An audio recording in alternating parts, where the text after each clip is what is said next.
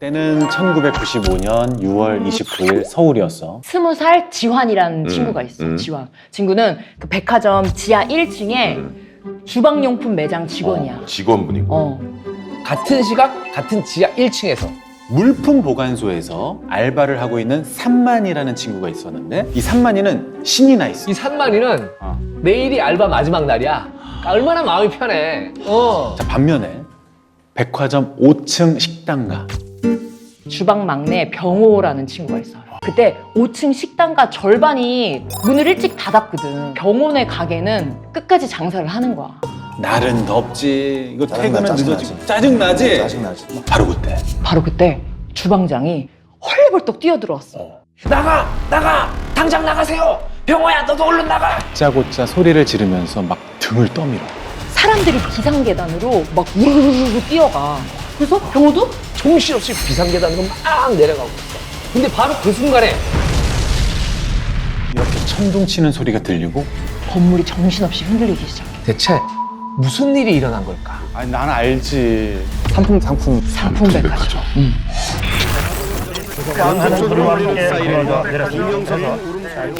상식적이지 않은 것이 상식화되어가는 그런 모습들이 많습니다, 주변에. 오늘 뭐 또 상품백화점 무너졌다고 그래서 참 황당한 일이 많이 벌어져서 마음이 좀 붕 뜨는 것 같습니다. 하여튼 많이들 안 다쳤으면 좋겠고요.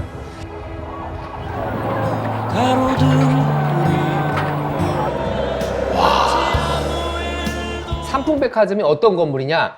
지상 5층, 지하 4층. 와 진짜 큰 건데. 9개 층으로 되는 건물이야. 이 큰 건물이 무너지는데 얼마나 걸렸을까? 몇십 초 안 걸렸을 것 같은데. 10초. 자, 이게 원래 형태의 상품백화점. 단 10초 만에 9층이 모두 무너졌어.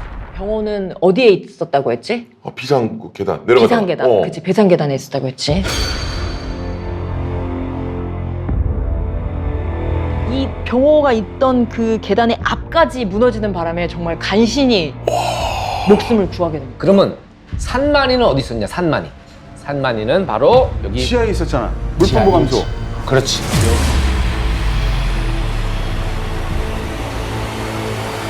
가는 도중에 뒤에서 무너진 거예요. 정말 그 순간에 누가 불러서 네 그러고 이렇게 가는데 뒤에서 무너졌대. 남은 한 사람이 있어. 지하 1층 주방용품 매장의 지환이. 지환이가 있던 위치가 바로 여기야.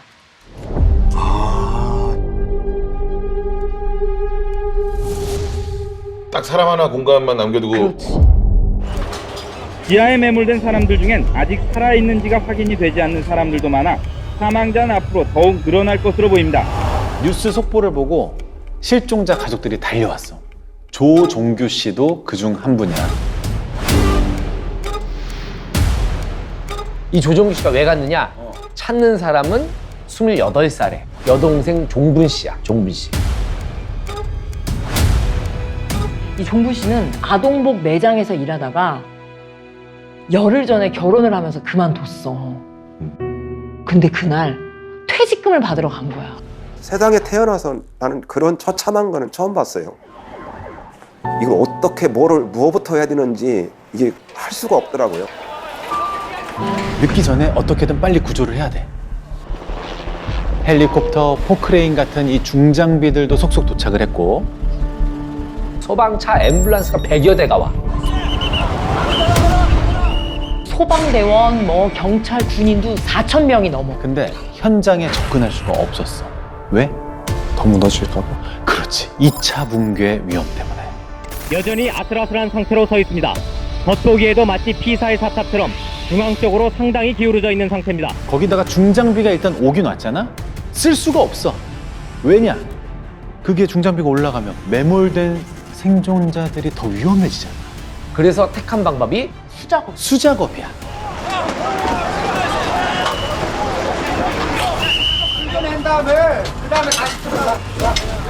그 다음날 기쁜 소식이 전해졌어. 붕괴 후 처음으로 생존자가 구조가 됐어. 오늘 구출된 생존자들은 무너진 천장에 깔린 절망적인 상황 속에서도 16시간을 버틴 끝에 극적으로 구출이 됐습니다. 그 시각 지환이는 이 좁은 공간에서 옴짝달싹 못하고 있었어.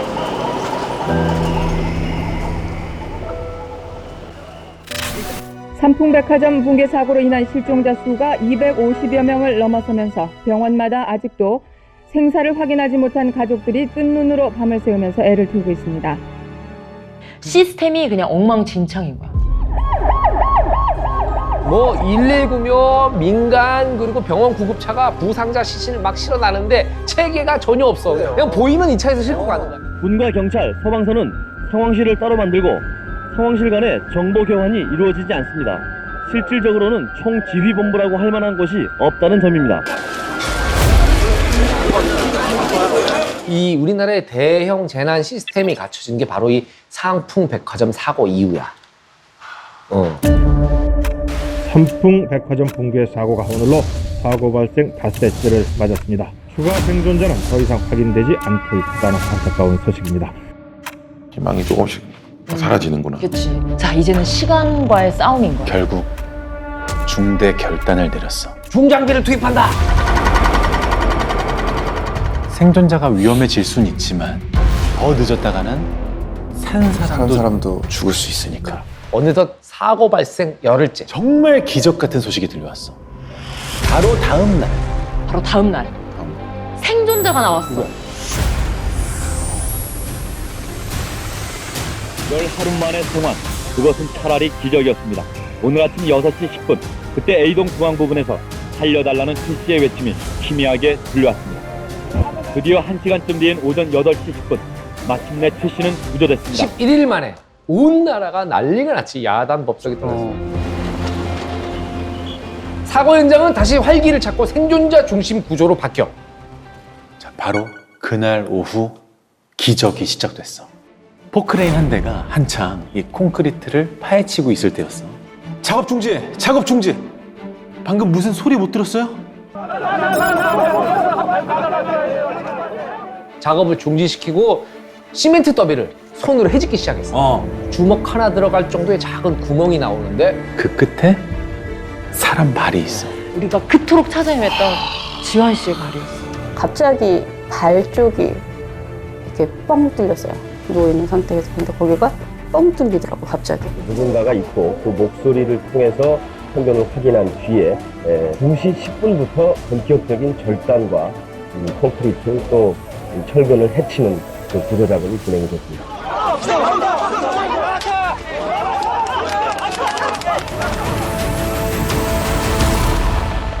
지환이가 구조되고 나서 나흘 뒤에 20살의 박승현 양이 무려 17일 377시간 20분 만에 구조된 거야. 하지만 그날 이후 더 이상의 기적은 일어나지 않았어. 사망자만 무려 502명. 매몰됐다 구조된 사람이 총 40명이거든. 모두 지하에서 발견이 됐어. 이유는 바로 이 사진 속에 있지. 아 이게 겹쳐진 거야? 주저앉아서? 이렇게 무너지는 형태는 거의 찾을 수가 없어. 그렇지. 왜 이렇게 된 거냐. 자, 삼풍백화점 소유주는 이준 회장이야.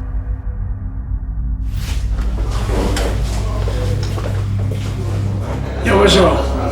무너진다는 것은 다시 말해서 손님들에게 피해도 하지만 우리 회사의 재산도 망가지는 거야. 손님의 생명과 재산 손실은 같은 가치다. 이렇게 얘기를 한 거야. 자, 이 삼풍의 비극. 이 비극은 50년 전부터 시작합니다.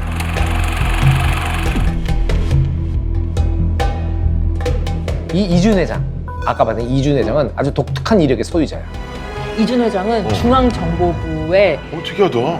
창설 멤버야. 후에 중정을 나와서 건설 사업에 뛰어들어. 그게 바로 삼풍 건설이야.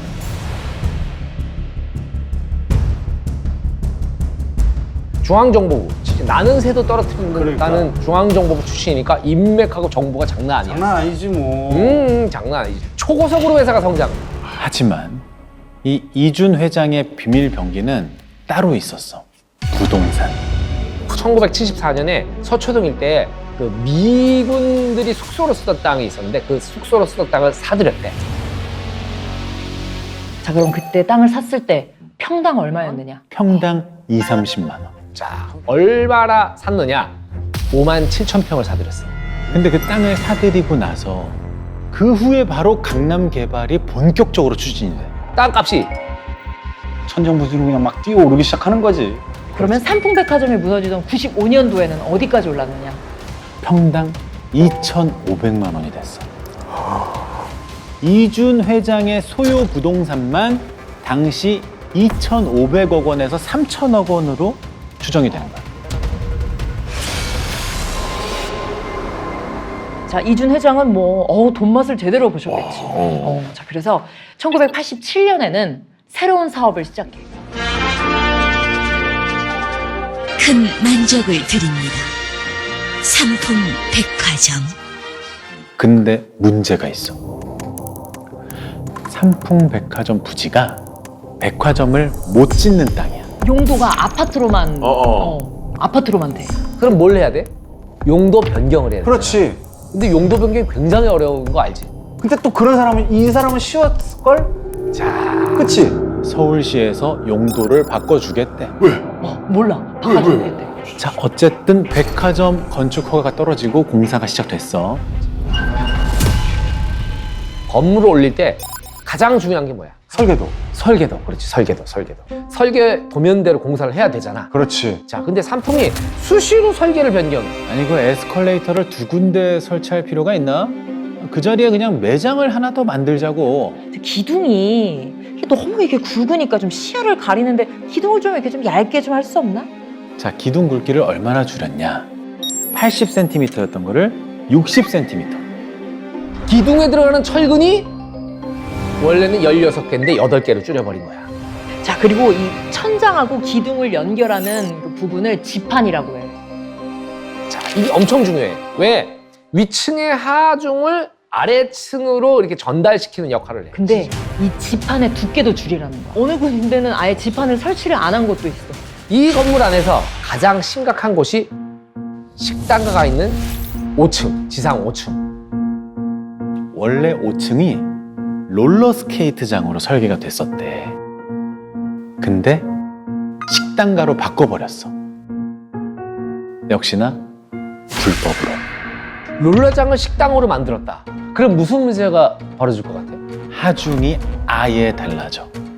1제곱미터당 하중이 360kg 이상이 올라갔대. 5층의 총 면적이 6,710제곱미터야. 무려 2,415톤. 봉고차 한 대가 2톤 정도거든? 봉고차 1,200대가 5층에 추가로 들어온 거야. 여기서 제일 어이없는 건 옥상에 있는 냉각탑인데 냉각탑의 무게가 137톤짜리야. 엄청 무겁지? 근데 이게 원래 아파트 쪽으로 나 있었대. 근데 이제 시끄럽다고 민원이 들어오니까 옮기기로 했어. 그러면 그 137톤이나 되는 걸 옮기려면 어떻게 해야 되느냐? 크레인으로 싹 옮겨가지고 이렇게 놔야 돼. 쫙 조심스러워. 근데 크레인을 안 불렀어. 어? 왜? 돈 드니까? 야, 씨. 크레인 옮기는데 돈이 들거든. 그럼 어떻게 옮겼느냐? 롤러에다가 올려서 냉각탑을 끌고 다녔대, 그 위에서. 그 무거운 걸 이리 굴리고 저리 굴리고 이쪽으로 갔다 저쪽으로 갔다 하면 건물 전체에 균열이 시작된다. 이렇게 마음대로 다 뜯어 고쳐도 되냐? 이거 허가를 받아야 되거든. 그쵸. 믿는 구석이 있었어. 인허가를 담당하는 말단 공무원부터 구청장까지 수시로 떡값 찔러주고. 자, 덕분에 불법 용도 변경이 다 가능해진 거야. 그렇게 89년 12월 1일 날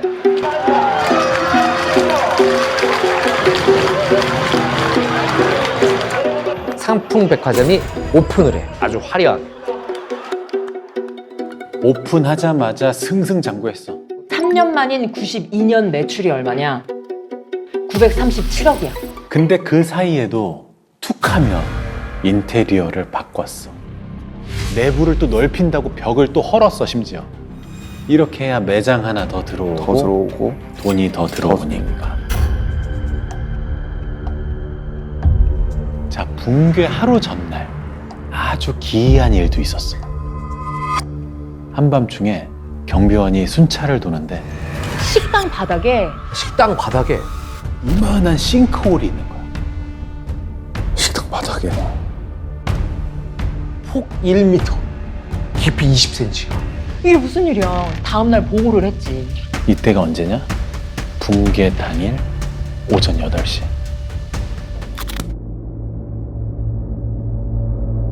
바닥 내려앉아 있네 지금. 기울어져 있지, 이렇게. 지은 지 6년밖에 안 됐는데 그니까. 옥상 바닥이 다 물고기, 드러났어. 물고기 비닐처럼 다 들고 일어났어. 이런 현상을 펀칭이라고 부른대. 펀칭. 이게 뭐냐면 바닥하고 이 기둥이 분리되면서 바닥이 가라앉을 때 이렇게 일어나는 거지.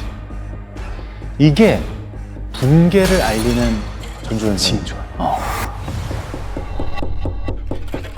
경영진들이 이 시설 보수 팀한테 긴급 보고를 받았지. 보고를 받은 경영진은 어땠냐? 당연히 현장을 급히 둘러보고 긴급 지시를 내렸어. 절대로 기자나 고객들한테 알려지면 안 됩니다. 보안 유지 철저히 하세요. 이때 백화점 문 닫고 점검을 했다면 사상자가 1000분 가까이 되는데 다 무사하실 수 있었던 건데. 이제 시간이 흘러서 붕괴 6시간 전이야. 5층 식당가가 난리통이야. 주방 조리대가 넘어가고 천정에서 이미? 물이 새고 그리고 에스컬레이터가 어긋난 거야. 운행이 중지돼. 붕괴 4시간 전 이준 회장도 이제 도착을 했지. 긴급 임원 회의를 소집을 해. 자, 문을 닫을 거냐 말 거냐 열띤 토론이 펼쳐졌어. 그 결과는 자, 오늘 영업 다 끝나고 밤부터 보수공사 들어갑니다. 사실이 알려지면 손님이 끊길 거 아니야. 자, 붕괴 30분 전이야. 회의실로 전화가 한 통 걸려왔어. 엄청 다급한 목소리인 거야. 5층 식당에서 텅 하는 소리가 들립니다. 오전보다 커진 것 같습니다, 소리가. 그래? 아, 알겠어. 뚝.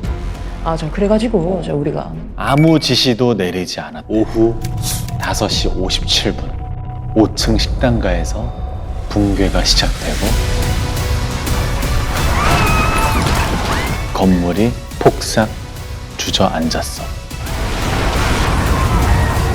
이날 하루에만 내가 얘기했던 것들 여러 차례 사인이 있었어. 참사를 막을 수 있는. 그걸 다 놓친 거지. 이준 회장 그리고 그의 아들 이한상 사장 업무상 과실치사 혐의 등을 적용받았어. 그렇게 이준 회장은 징역 7년 6개월, 이한상 사장은 징역 7년을 선고받아.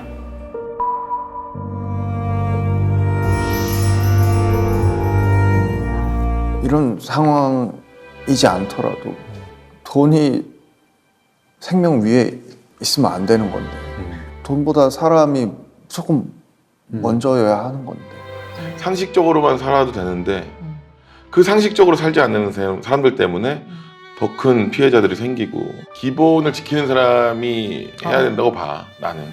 네, 사실은 제가 그 용기 내서 이 자리에서 나와서 말씀드리게 된 건 당사자로서 사실은 당사자의 증언, 당사자의 목소리가 필요하다고 생각했기 때문에 나온 거예요. 사회적 참사는 계속 일어나요. 얼굴을 바꿨어요. 참사 가족들, 이런 희생자들이 원하는 건 시스템이 바뀌고 구조가 바뀌는 거예요. 그러니까 시민사회에서 공동체 의식을 갖고 이렇게 참사 희생자들이나 유가족들을 조금 따뜻하게 봐주셨으면 좋겠어요. 책을 내시려고. 예, 사고 이후 트라우마를 겪었던 일들 이런 걸 좀 담담하게 서술해서 출판 예정에 있어요. 이제 작가가 되신 거예요? 작가가 됐죠. 제가 하려고 했던 건 아닙니다. 예, 산만 언니입니다. 참사는 사람을 가려서 오지 않아요. 오늘 아침에 손 들고 나간 내 아이가 당할 수 있는 일이고, 저녁에 돌아오기로 한 남편이 당할 수 있는 일이고, 우리 부모님도 당할 수 있는 일이에요. 저도 제가 겪을 거라고는 생각도 못했어요.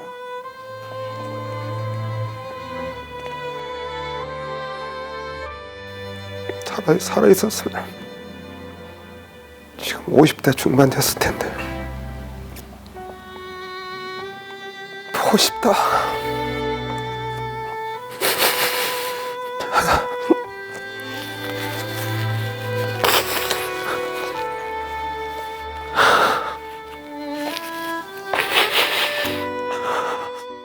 (1993년 10월 9일) 이 38살의 최현철 씨는 아주 근사하게 차려입었어. 등산화에다가 바람막이에다가 모자를 눌러쓰고 배낭을 딱 둘러매고 관광버스에 올랐어. 버스를 탁 타자마자 누군가 엄청 반겨줘. 누구냐? 과장님이야. 그리고 과장님뿐 아니라 저 안쪽에는 국장님도 계셔. 죄다 회사 사람들인 거야. 이 현철 씨의 직장은 어디였냐? 공정거래위원회였어. 근데 당시에 국정감사를 준비하느라고 이분들이 막 몇 날 며칠 밤샘 작업을 한 거야. 고생했으니까 우리 전부 가서 어디 가서 좀 쉬고 옵시다. 딱 국장님이. 자, 목적지가 어디냐? 위도. 위도. 자, 위도는 서해 변산반도의 서쪽에 있는 섬이야. 여기가 낚시로 유명해. 근데 마침 10월이 피크인 거야. 현철 씨 옆에 앉은 구성회 씨는 잔뜩 기대 중이야. 이 구성회 씨는 바다 낚시가 처음이었거든. 버스는 밤새도록 달려서 격포항에 도착했어. 밖은 아직 깜깜해. 해도 안 떴어. 그리고 항구에는 사람들이 막 바글바글해. 낚시하러 가는 사람. 그렇지, 낚시꾼들이야. 바로 그때 이 낚시꾼들이 술렁이기 시작해. 이 파도가 심상치 않아.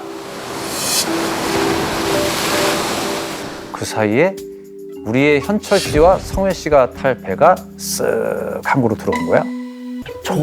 저 배로 바다를 건넌다고? 완전 통통배. 맞아. 배가 작아도 너무 작은 거지 이게. 아니 좀 더 큰 배는 없나? 있어. 근데 하루에 한 번. 그리고 오후 늦게 출항을 하는 거야. 근데 그걸 타고 갔다가는 그냥 낚시는 그냥 종치는 거야. 아유 설마 뭐 죽겠어. 뭐 별일 있겠어. 설마. 이런 마음으로 다들 의견이 모여서 낚싯배에 올랐어. 방파제를 벗어나니까 이제 파도가 치기 시작한 거야. 그런 파도 이제 제가 처음 봤는데 이 배가 이제 이렇게 가면은 파도가 진짜로 배를 덮칠 것 같이 막 산더미 같이 확 몰려오는 거예요. 그러니까 이제 거기서는 뭐 이게 뭐 바다가 이제 이런 건가 이제 뭐 이런 거. 근데 이게 다가 아니었어. 바다 한 가운데서 시동이 자꾸 꺼져. 배가 계속 좌우로 흔들리고 파도가 덮치고 벌써 온 몸이 다 젖었어. 바로 그때. 배가 뒤집혔어. 도착했어. 다행이다. 무사히. 같은 시각 위도의 한 여관이야. 한 남자가 잠에서 막 깼어. 이름은 박병길 씨. 그리고 직업은 경찰이야. 병길 씨는 바로 어저께 경찰서 동료 6명하고 위도에 놀러 왔어. 부부 동반으로. 총 12분이지. 그동안 못했던 힐링을 잔뜩 하고 늦게 잠이 들었어. 근데 아침 일찍 낚싯배 주인이 급히 뛰어와. 빨리 섬에서 나가셔야 됩니다. 여기 풍랑주의보가 떨어지면 우리 배 못 나가요. 빨리. 그리고 밖을 보니까 파도가 엄청 높아. 어떡하지? 고민이 빠졌어. 왜냐? 내일이 월요일이거든. 출근해야 되니까. 바로 그때 구세주가 나타났어. 자, 바로 이 배야. 통통배 아닌데? 통통배 아니지. 이 정도면은 타고 나갈 만하지. 이 배의 이름은 서해 페리호. 이게 그 여객선이라는 거야? 하루에 한 번 뜬다는? 맞아. 위도와 육지를 오가는 여객선이야. 아, 굉장히 믿음직스럽다는 거지. 병길 씨 부부 일행은 급하게 배를 타러 갔어. 근데 사람이 너무 많아. 이 서해 페리호는 아까 얘기했지. 하루에 딱 한 번만 운항을 한단 말이야. 그냥 낚싯배도 못 뜨니까 전부 다 그냥 여객선으로 간 거야. 사람이 몰린 거야. 먼저 탄 일행은 간신히 선실에 안착을 했어. 하지만 병길 씨 부부는 들어갈 자리가 없는 거야. 그래서 결국 어디로 갔느냐? 여기. 여기가 사실 원래 사람 타는 곳이 아니야. 근데 그 정도로 사람이 많다 보니까 어쩔 수 없이 여기 탈 수밖에 없었던 거야. 자, 그럼 현철 씨하고 성혜 씨는 어디로 탔냐? 일단 일행과 같이 줄을 서 있었어. 그런데 그때 사람들이 막 끼어들어. 그 바람에 다들 일행들이 뿔뿔이 흩어져 버렸어. 일단 성혜 씨는 겨우 선실 입구에 자리를 잡았어.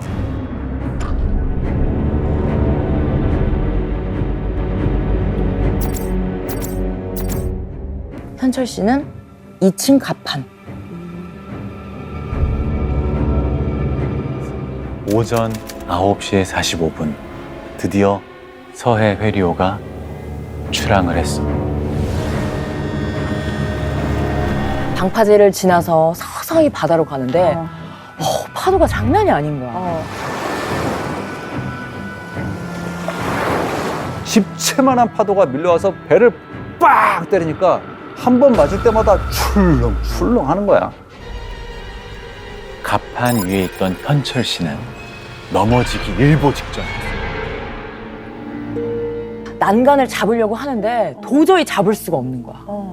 왜냐? 사람이 너무 많아서. 그래도 필사적으로 손을 뻗어서 간신히 붙잡았어. 바로 그때 부드덕 하는 소리가 들리더니 배의 속도가 확 떨어져. 바다에 그 떠있던 로프가 프로펠러에 감긴 거야. 바다 한 가운데서 지금 배가 추진력을 완전 잃어버린 거야. 그 순간 갑자기 그냥 천둥 벼락 치는 소리가 배에서 들리더라고요. 파도에 맞아버린 거예요, 이 배가. 이 배 뒤에서 거대한 파도가 빵 치면서 안 그래도 이렇게 기울어져 있던 배가 오른쪽으로 확 기울었어. 확 끼우는 거야. 그러니까 몸이 이렇게 이제 이 선실에 이렇게 끼우려 갖고 옆에 이제 신발장 같은 이제 벽이 있잖아요. 있는데 이걸 지대고 이렇게 해갖고 이러고 있는 거예요. 근데 배가 이제 이렇게 놀리니 복원이 돼야 되는데 복원이 안 되는 거예요. 갑판 위에 있던 사람들 막 다 넘어지고 깔리고 아이들은 울고 여기저기서 막 비명 지르고. 그런데 그때 사람이 날아간다. 갑자기 그 순간에 막 위층에서 사람이 날아간다 그런 소리가 들리는 거예요. 그리고 사방이 조용해졌어요. 내 주변에 그 많은 사람들이 다 사라졌어. 다 사라지고 나 혼자 우두커니 서 있었던 거예요. 배가 아예 이렇게 확 뒤집어지면서 사람들이 다 바다에 빠진 거야. 그러니까 난간을 붙잡고 있던 몇 명만 간신히 갑판 위에 남아있는 거야. 현철 씨도 그 중에 한 명이었어. 그리고 병길 씨 부부도 난간을 놓지 않았어. 한 1분도 안 돼서 다시 꽉 하면서 들어가더라고요, 물속으로. 순식간에 배가 물속으로 들어가기 시작해. 자, 이 배에 있던 분들 어떻게 됐을까? 먼저 이 갑판에 남은 현철 씨는 정신이 하나도 없어. 간신히 난간은 잡았는데 배는 가라앉지 막 눈앞에는 어마어마한 파도가 계속 밀려오지. 이렇게 죽는 거구나. 근데 바로 그때 저기 파도 위에 뭔가 하얀 게 보이는 거야. 아이스박스? 아이스박스. 막 집채만한 파도가 밀려오는 거예요. 그 오는 걸 보는데 그 순간에 하얀 아이스박스가 보이더라고. 아, 저게 내 목숨을 구할 수 있는 유일한 길이구나. 일단 정신을 다 잡고 파도를 딱 노려봤어. 하나, 셋! 온 힘을 다 뛰어들었어.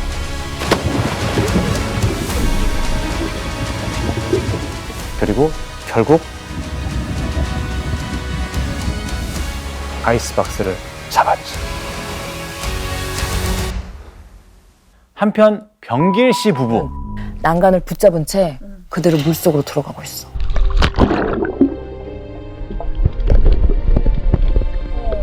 이거 안 놓으면 죽는다. 그거 알아.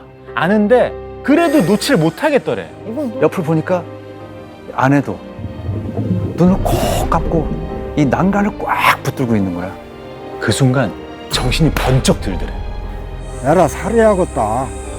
그때는 이제 그런 생각이 들더라고. 아내 옷을 막 잡아 끌었어. 병길 씨가 눈으로 얘기했대. 이 손 안 놓으면 우리 둘 다 죽어. 그러고 나서 병길 씨가 먼저 손을 떼니까 아내도 그 모습을 보고 손을 뗐어. 힘껏 아내를 밀어서 아내를 먼저 물 위로 올려보내고 병길 씨도 바로 물 위로 올라갔어. 저 멀리 아내가 뭔가를 붙잡는 게 보이는 거야. 구명 뗏목이야. 다행이다. 너무 다행이지. 원래 배에 구명 뗏목이 9개가 있었는데 다 없어지고 딱 그 한 개만 남아 있었대. 거기에 아내분이 올라탄 거야. 병길 씨도 역시 저 앞에 뭐가 있어. 뭐지? 그 물속에 들어갔다 나와서 보니까 아이스박스가 떠다녀요. 바다 위에. 그놈을 보고 쫓아가서 그놈을 잡아서 끈으로 손에다 감아버렸죠. 낚시꾼이 많다 보니까 아이스박스는 필수래. 그래서 많았던 거야. 또 이게 근데 물에 잘 뜨니까 구명 튜브 역할을 한 거고. 자, 이렇게 현철 씨, 병길 씨 둘 다 아이스박스를 붙잡고 한숨을 돌렸지. 가만히 있어봐. 어떻게 됐지? 뒤를 돌아보니까 이미 배가 안 보여.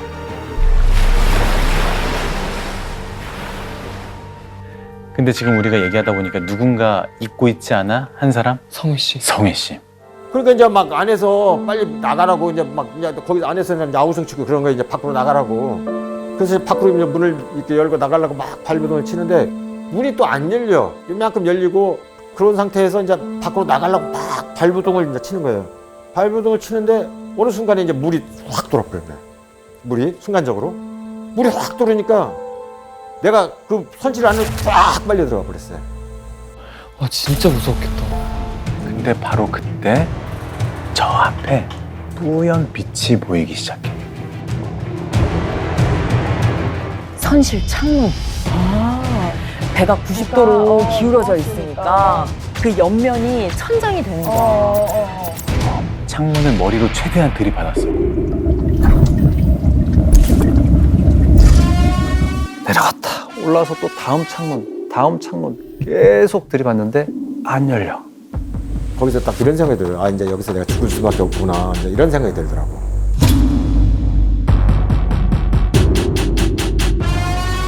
바로 그때 몸이 쑥 빨려 올라가는 느낌이 들었어. 선실 밖으로. 근데 이렇게 뒷면도 이제 어느 한순간에 이 머리가 쭉 올라가 버리는 거야. 그러니까 몸이 막 팍 솟구쳐갖고 물 밖으로 팍 튕겨나온 거야, 어느 한순간에. 창 하나가 깨졌구나. 깨져 있었던 거야. 그러니까 안에 있던 물들이 쫙 빠져나오면서 성회 씨도 같이 빨려 나온 거야. 그리고 나서 정신없이 호우적대는데 손에 뭐가 잡혀. 그게 뭐다? 아이스박스. 아이스박스? 그래, 아이스박스. 자, 그래서 오늘의 주인공 이 세 사람이 모두 기적적으로 살아난 거야. 자, 이제 구조대만 오면 돼. 그럼 살아서 돌아갈 수 있는 거야. 근데 구조대가 안 와. 왜? 가장 가까운 해경 함정의 거리가 1시간 거리에 있었어. 몸은 지칠 대로 지쳤지. 물을 또 출렁거리면서 계속 먹었지. 그 결정적인 건 10월이잖아. 바닷물이 얼마나 차갑겠어. 체온이 뚝뚝 떨어지지. 살 수 있을 거란 희망이 점점 사라져.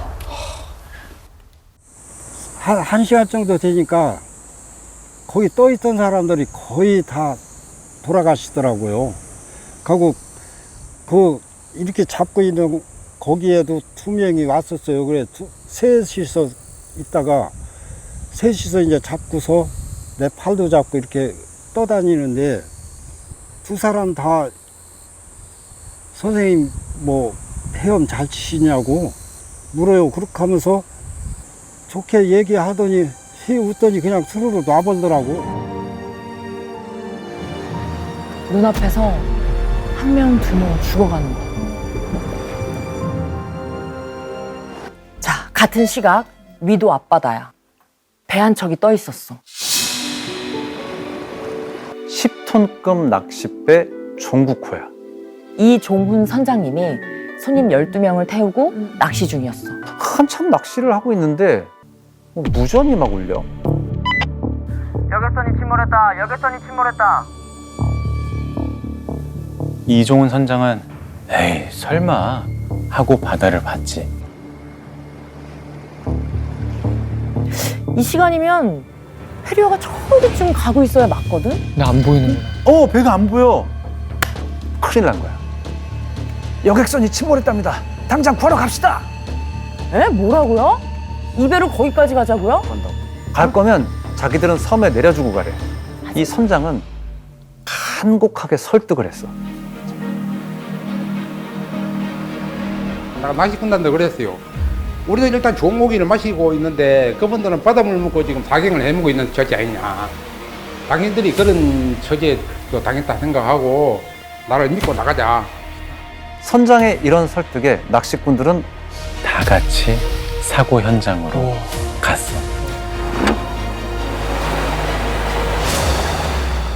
자, 종국호가 도착한 건 사고 발생 20분 후야. 현장에 가서 보니까 여객선도 없고 아무것도 보이는 게 없어요. 그래 좀 망이다 해서 가봤더만 이제 그때서야 이제 비상구명정 그게 터진 게 보이더라고. 그 이제로 보니까 이제 그때서부터 이게 한마디로 시체하고 사람하고 막 이렇게 깔려 있는 거야. 바로 그때 어디서 무슨 소리가 들려. 여기요. 여기 저 좀 살려주세요. 성회 씨야. 멀리서 하얀 배가 보이는 거예요. 하얀 배가. 그래서 내가 막 소리를 지르는 거야, 이제. 네? 옆에 있던 사람들도 그 소리를 듣고 다 같이 합세해서 외치기 시작했어. 그때부터 말 그대로 사투가 시작된 거야. 서너 명이 달라붙어도 한 명을 끌어올리는 게 쉽지가 않은 거야. 그래가지고 산 사람도 그냥 지쳐버린 사람들은 끄집 올려면 그냥 한마디로 60kg짜리가 한 120kg, 130kg 이상 나가는 또 그 돗바 같은 거 입으려니까 어마어마하게 무겁잖아 그거. 그러길 몇 번째. 드디어 성회 씨와 현철 씨가 배에 올랐어. 종국호가 구조한 사람만 44명. 와. 근데 이제는 더 이상 태울 수가 없었대. 배가 한정돼 있잖아. 좁잖아. 그 순간 여기저기서 어선들이 줄지어 나타나기 시작해.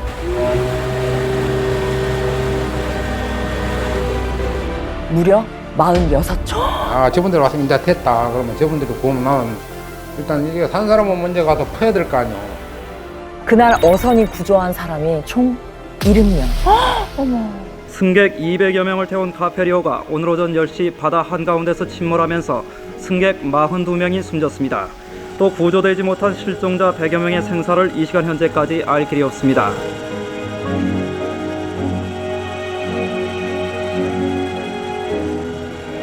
혹시 들어본 적 있어? 이 서해 회리오 침몰 참사. 아니요. 대한민국 역사상 최악의 해양 참사 중에 하나야. 희생자 중에는 직장 동료와 단체 여행을 간 사람들이 많았어. 성희 씨와 병규 씨처럼. 전주의 어떤 동사무소는 직원 9명이 동시에 사망을 해서 업무가 마비되기도 했대. 근데 진짜 황당한 게 뭔지 알아? 생사는 둘째치고 누가 탔는지도 확인이 안 된다는 거야.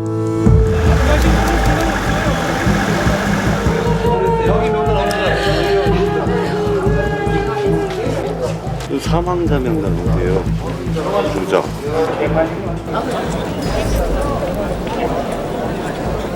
아홉 분은 지금 모셨습니다. 묻는 거는 다 똑같아.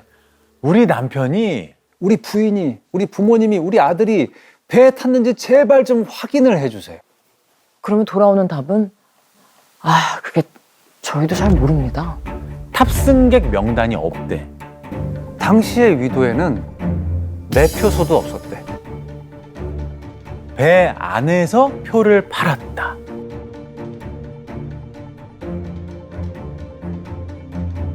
실종자 가족들이 직접 찾는 수밖에 방법이 없는 상황이야.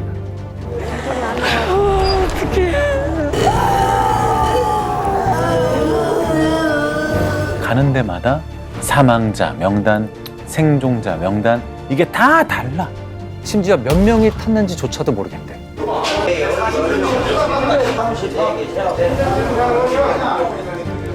자, 결국 방법은 시신 인양밖에 없어. 인양을 해봐야 누가 탔는지, 몇 명이나 탔는지 알 수 있는 정말 기가 막힌 상황인 거지.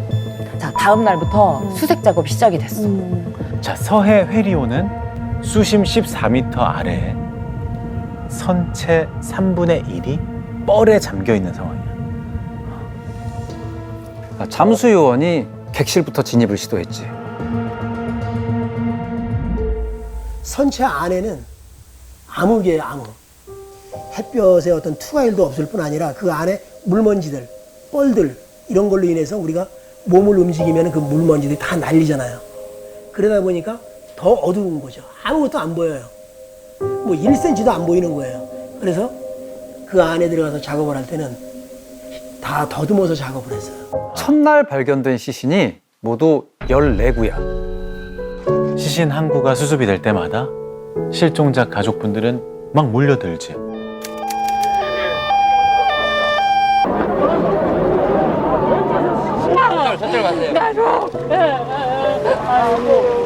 혹시 우리 가족인지 얼굴 확인하려고. 아니면 같이 올라온 아이스박스를 열어봐. 혹시라도 내 남편, 내 가족 물건이라도 나올까 싶어서.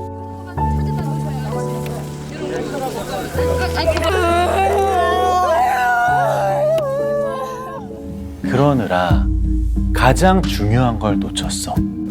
뭘까? 서해 회리오는 대체 왜 침몰했느냐? 사고 일주일 만에 선체를 인양하기 시작했어.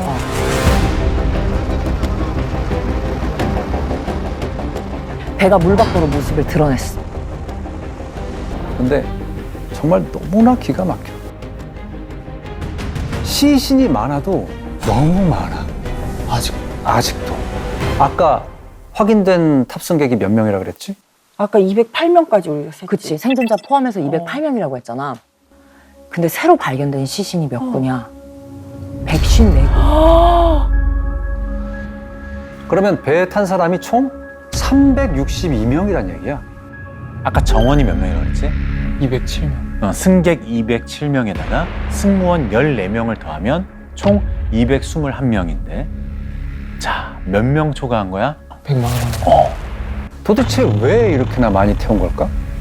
이 위도를 가는 여객 노선은 낙도 보조 항로라고 불러. 그게 뭐야? 여기서 낙도는 떨어질 낙자 써서 육지에서 멀리 떨어진 외딴 섬을 얘기해. 손님이 별로 없으니까 수익이 잘 안 난단 말이야. 근데 그래도 운항은 해야지.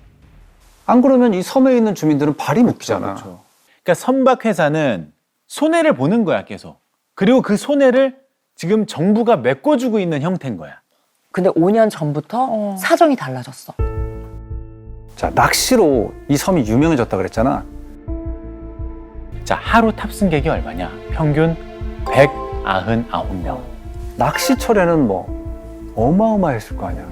그렇지만 배는 여전히 하루에 한 번, 이 서해 페리오뿐이었어. 자, 그럼 섬 주민들은 얼마나 불안해. 해운 항만청을 찾아간 거야. 아니, 이러다가 정말 큰일 납니다. 어? 돌아온 답이 뭐였겠어? 그렇지. 왜? 돈 드니까.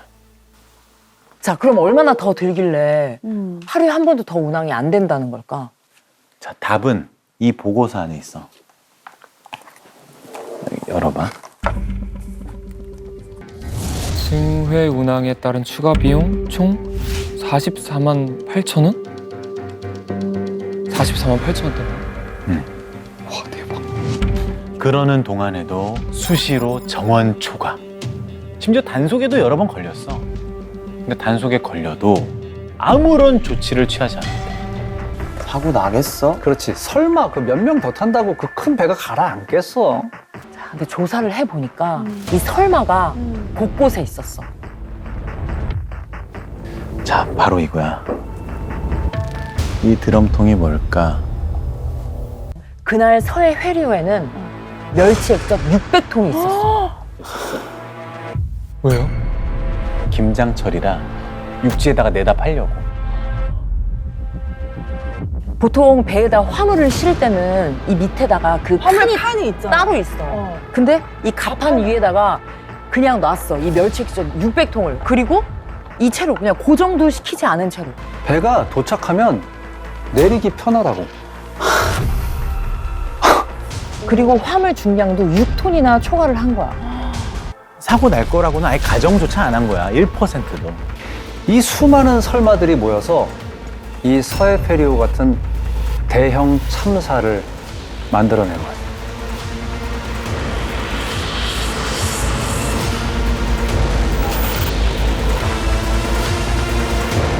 이번에 서해 회류를 공부하면서 내가 놀라운 사실을 하나 알게 됐어. 이거 한번 볼래? 한 장 한 장 쭉 봐봐. 자, 이게 우리나라 역사상 200명 이상이 희생된 여객선의 참사들이야. 일단 사고 난 연도를 한번 유심히 볼래?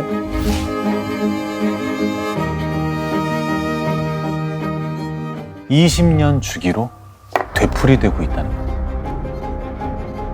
사고가 날 때마다 정부는 재발 방지 대책을 최우선으로 대대적으로 내놨어. 근데 20년이 지나면 또 반복돼. 또 이런 참사가 반복돼. 근데 사고 원인도 거의 똑같아.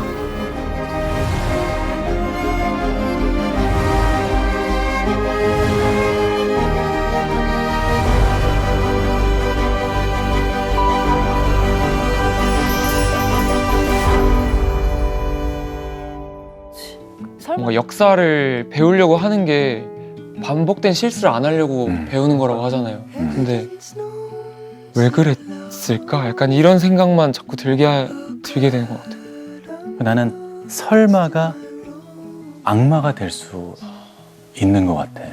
아, 설마 그러겠어? 하면서 놓치는 것들이 쌓여서 정말 있어서는 안 되는 일들이 벌어지는데 7년 전에 우리는 세월호를 겪었지.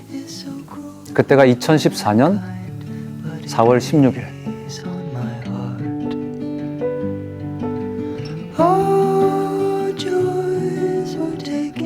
만약에 20년 후에 우리가 또 이런 일이 생긴다면 지금 이 자리에 있는 사람들은 뭐 너무나 부끄럽겠지. 이분들의 이 한 명 한 명의 간절한 이야기를 우리가 기억을 할 수 있다면 그냥 가볍게 잊게 되는 이 반복되는 이런 상황들을 조금이라도 좀 고칠 수 있지 않을까? much more.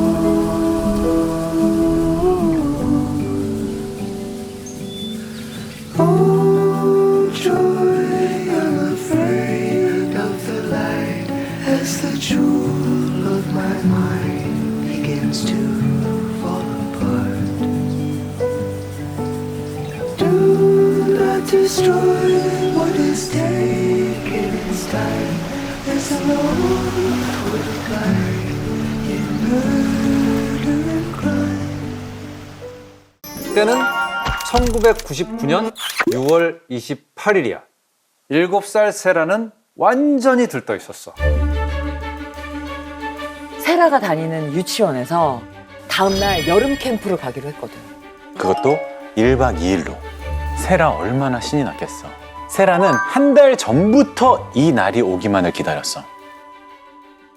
세라 아빠의 얘기를 직접 들어볼게.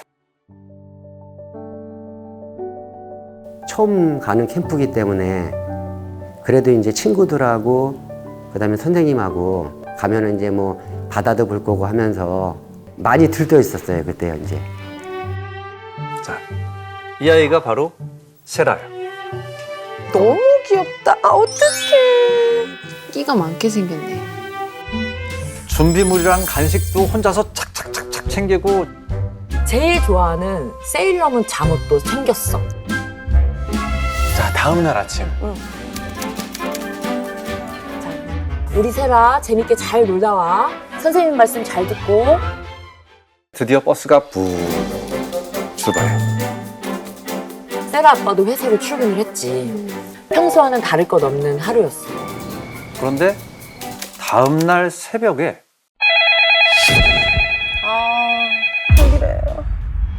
이 시간에 누구지? 전화를 받았지. 받았더니 처제야. 목소리가 엄청 다급해. 형부, 지금 빨리 텔레비전 좀 켜봐요. 텔레비전 왜? 빨리 켜봐요, 빨리. 그리고 더 이상 말을 못해. 그리고 막 울기 시작해, 처제가. 바로 TV를 켰지. 뉴스 속보가 흘러나오는데. 여러분 안녕하십니까? 오늘은 너무나 가슴 아픈 소식부터 전해드리지 않을 수 없습니다. 오늘 새벽 경기도 화성군에 있는 청소년 수련원에서 불이 나서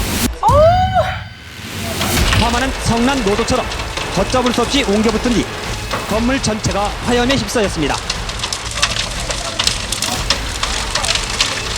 불이 난 곳은 시랜드 수련원. 시랜드 수련원? 세라가 간 바로 그곳이야. 시랜드에서 자고 있던 사람은 세라가 다니던 소망 유치원을 포함해서 총 550명이었어. 대부분 유치원, 학원에서 온 어린 꼬마들이야. 세라 같은. 자, 그럼 대체 어쩌다 이런 일이 벌어졌느냐?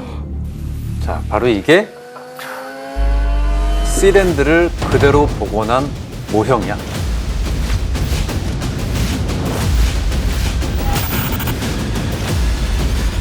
이렇게 가운데에 긴 복도가 있어. 그리고 양쪽으로 방이 13개씩 총 26개. 한 방에 15에서 20명씩 아이들이 배정이 됐어. 그리고 바깥으로 통하는 문이 여기 그쪽에 하나 있지? 네. 양쪽 끝에 하나씩. 그날 아이들이 방에 들어온 건 밤 9시쯤이었어. 아이들은 머리를 대자마자 바로 기절했어. 왜겠어? 너무 피곤하니까. 그럼 낮부터 얼마나 신나게 놀았겠어. 이날만 벼르고 별렀는데. 내내 수영했지, 갯벌 들어가 놀았지, 밤에는 또 캠프파이어에다가 장기자랑까지 했으니까. 다들 골아 떨어지고 선생님들도 애들 옆에서 잠을 청했어. 어느덧 새벽 1시야. 화재를 가장 먼저 감지한 사람은 3층에 있던 송영규 관장님이야. 태권도 관장님. 그날 저녁에 사전 답사차 이 시랜드에 왔다가 돌아가는 길이었대. 방문을 열고 탁 나왔는데 형광등 주위에 하얀 연기가 지나가는 거예요. 이상하다. 복도를 쭉 보니까 3층 복도 전체에 연기가 자욱한 거야. 본능적으로 직감했지. 야, 이거 불이다. 다행히 바로 옆에 화재 경보기가 있어. 눌렀지? 근데 뭐야 이거? 안 울려? 작동 안 해. 무서워. 일단 급하게 외쳤어. 불이야! 불이야! 불이야! 그러더라고. 그래갖고 뛰들어오면서 내가 우선들 보고 불났다고 좌우측에 있는 막 문을 두드렸어요. 이리. 누가 신고했겠거니 생각은 했는데 어쨌든 일부러 전화하고 애들을 먼저 대피시켜야 하는데 그치? 다들 비몽사몽 정신을 못 차려. 한 방에 15명이니까 다 깨워야 돼 지금. 그날 거기 있던 사람이 총 몇 명이라고 했지? 550명? 맞아. 거기서 애들만 500명. 아, 미치겠다. 그 와중에 갑자기 눈앞이 캄캄해져. 연기? 정전이 된 거야. 어머!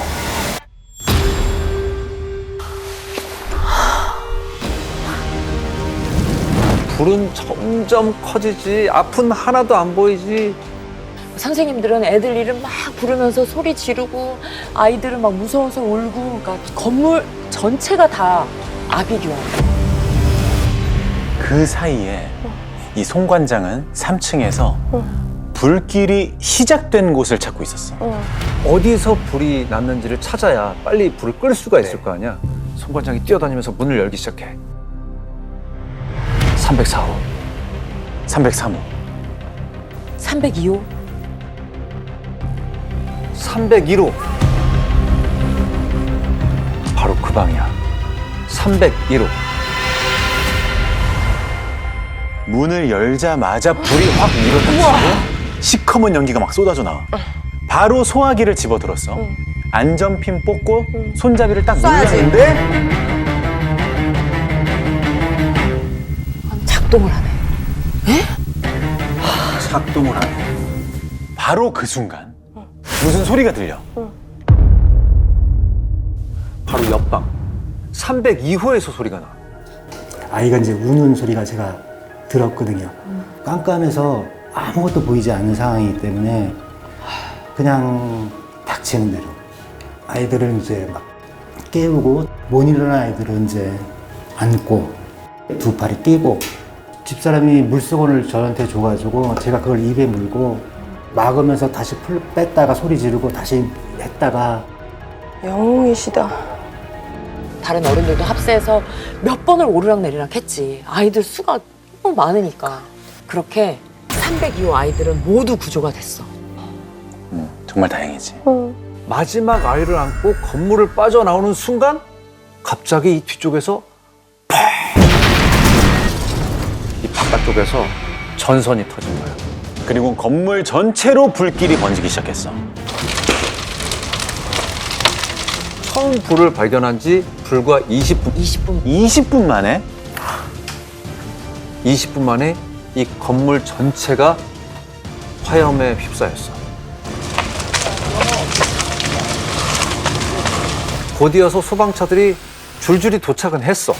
근데 소방차가 도착을 했을 땐 이미 이 건물은 걷잡을 수 없는 지경이 된 거야. 새벽 4시 반이 돼서야 화재 진압이 완료됐어. 곧바로 수색 작업이 시작이 됐지. 자, 소방대원들이 조심스레 건물 안으로 진입했어. 절반쯤 지나서 223호 앞에 도착했어. 출입문 근처에 뭐가 보이는 것 같은 거야. 가까이 자세히 보니까 시신이야. 몸이 조그만 걸 보니까 애 같아. 223호에 배정된 건 부천의 한 유치원이었어. 원생 74명 중에 구조되지 못한 아이가 딱 1명 있었어. 바로 6살 혜지. 혜지? 아, 그 엄마는 마음이 어떨까? 아휴. 혜지 말고는 더 이상 사망자가 발견되지 않았어. 근데 문제는 3층이야. 불이 시작된 곳이라 상황이 훨씬 심각해. 예상대로 사체가 연이어서 발견됐어. 자, 소방대원들이 301호에 들어섰어. 자, 여기가 301호야. 창문 아래쪽에 뭔가가 잔뜩 모여 있어. 다 불에 탄 시신들. 301호엔 소망 유치원이 배정되어 있었어. 그 중에서도 7살 햇님반 아이들. 기억하지? 세라. 세라네 반이었어. 사망자 명단이 뉴스 속보로 발표됐어. 지금까지 확인된 희생자는 301호에 투숙하고 있던 소망 유치원생. 세라 이름도 거기에 들어 있었어. 세라 아빠는 그 TV를 보고 계셨대.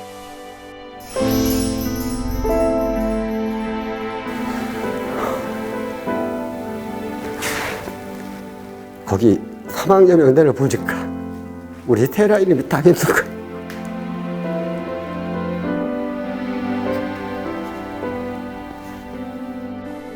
뭔가 잘못됐을 거라고. 그때는 뭐 하늘이 무너지고 뭐 뭘 어떻게 해야 될지 진짜 아이가 제발 그냥 다쳐서도 살아만 있어라. 제발 이거는 현실이 아닐 거다. 제발.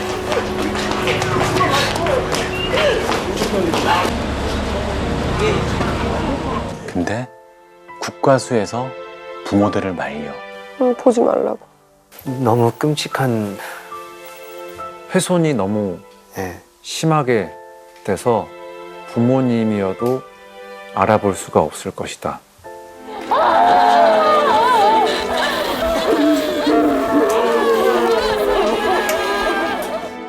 못 볼 것 같은데 보면 알아볼 것 같기도 하고. 어떡해. 보고 나면 못 살 것 같기도 하고. 지금 아니면 우리 아이의 마지막 모습을 볼 수가 없으니까 그 마지막 모습을 이제 보게 됐죠. 세라 아빠는 단번에 세라를 알아보셨대. 어떻게 알아보셨을까? 한 사체의 다리 쪽에 세일러문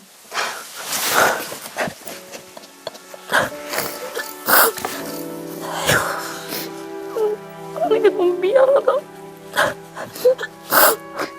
말하기가 너무 미안.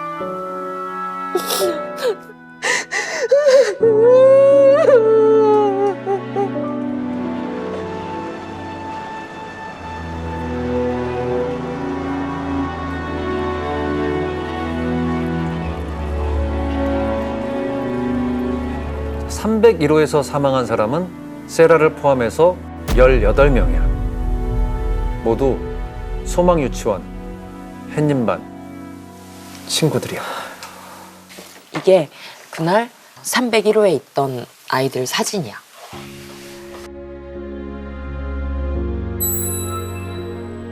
너무 천사 같지? 얼마나 뜨거웠을까. 근데 혹시 이쯤에서 뭐 좀 이상한 거 못 느꼈어? 301호에서 발견된 시신 중에 어른은 없었어. 단 한 명도 없었어.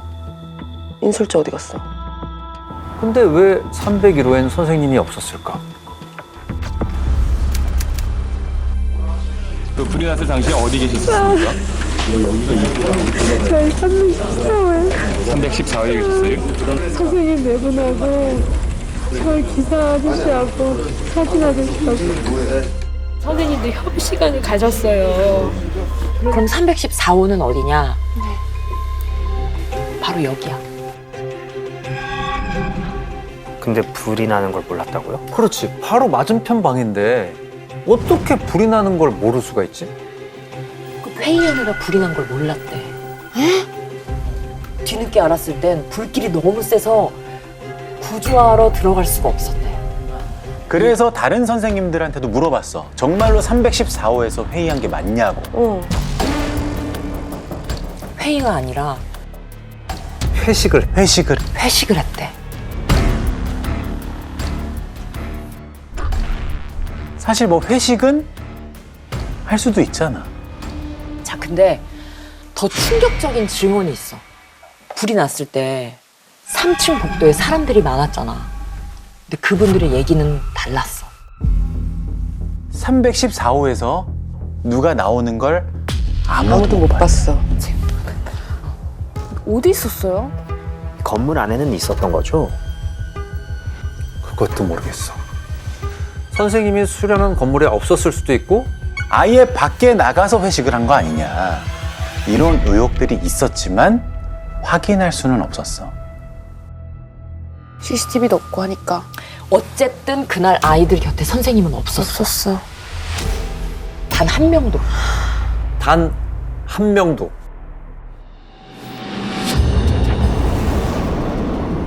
자, 이제 다음 질문을 할 차례야. 그날 불이 왜 났느냐? 그리고 왜 이렇게 빨리 번졌느냐? 자, 국가수에서 현장 감식 들어갔어. 그리고 단 이틀 만에. 결과가 이틀 만에 나온 거야. 이 정도 규모의 화재라면 꽤 걸릴 법도 한데. 화재 원인이 뭐냐? 모기향. 이 모기향이 원인이 돼서 이 큰 건물 하나를 모기향 끝에 뭐 휴지나 옷가지 이런 게 닿으면서 불로 번졌을 거라는 거야. 마치 그 담뱃불처럼. 하지만 유족들은 납득할 수가 없었어. 아니 이 모기향 때문에 이렇게 큰 불이 난다고? 건물 전체를 태울 정도니까. 유족들이 이렇게 의심을 하는 데는 이유가 있었어. 그날 현장에 있던 사람들이 이런 얘기를 했거든. 불이다 하고 이렇게 소리를 쳐서 보니까는 출입구 쪽에 파악거리면서 이게 불이 번져가더라고요. 쓱 하면서 이렇게. 제 생각에는 그 위에서 불이 튀긴 걸 보니까 정기적인 사고가 아니었나 생각이 들어요. 그러면 누전이나 합선 때문에 불이 난 거 아닌가 하는 합리적인 의심이 가능하잖아. 네. 상식적으로 알고 있는 누전의 가능성이 제기될 수 있다면 그 부분에 조사를 해야 되는데 사고 다음 날부터 바로 모기향이라고 했고 기정사실화했다는 것입니다. 이 부분을 유가족들에게 그대로 믿으라고 하는 것은 굉장히 무책임한 태도입니다. 화재 현장에 도착한 유족들은 다들 할 말을 잃었어. 사진을 한 장 보여줄게. 불이 나기 전과 후 수련원 건물의 사진이야. 전과 후. 이게 뭐야?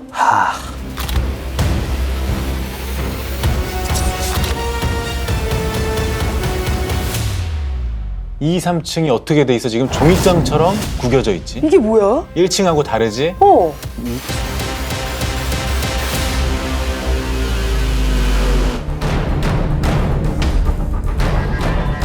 뭐야 이거? 컨테이너예요? 컨테이너야. 컨테이너를 그냥 이렇게 쌓아 올린 거야? 2, 3층은 전부 컨테이너 덤이야.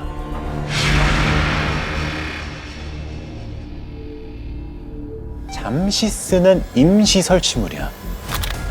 보통 뭐 공사장에서는 사무실이나 창고의 용도로 쓰잖아. 네.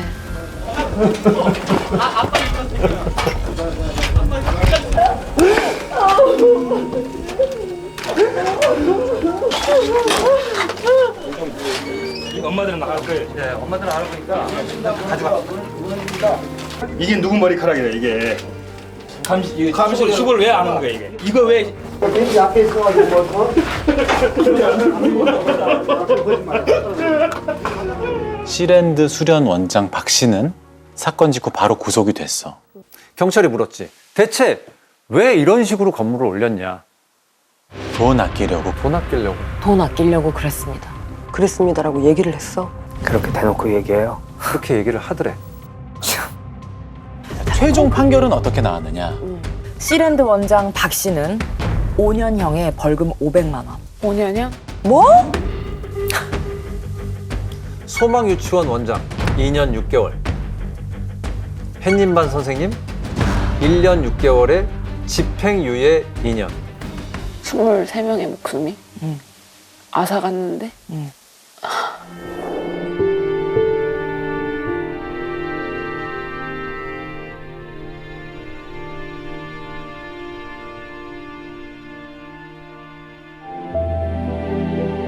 너무 힘들게 아이들이 사고를 당했는데 낙골당도 답답하잖아요. 하늘나라 올라가서는 더욱더 깨끗하고 환한 데서 살 수 있게. 하늘에서 꼭 만났어. 진짜 하고 싶은 말은 우리 어른들이 한 번만 더 모든 일을 할 때 아, 이게 이렇게 해도 되는 건가? 저렇게 해도 되는 건가? 심사숙고 해가지고 결정을 해가지고 다시는 이제 이런 사고가 되풀이되지 않도록 도와주셨으면 감사하겠습니다.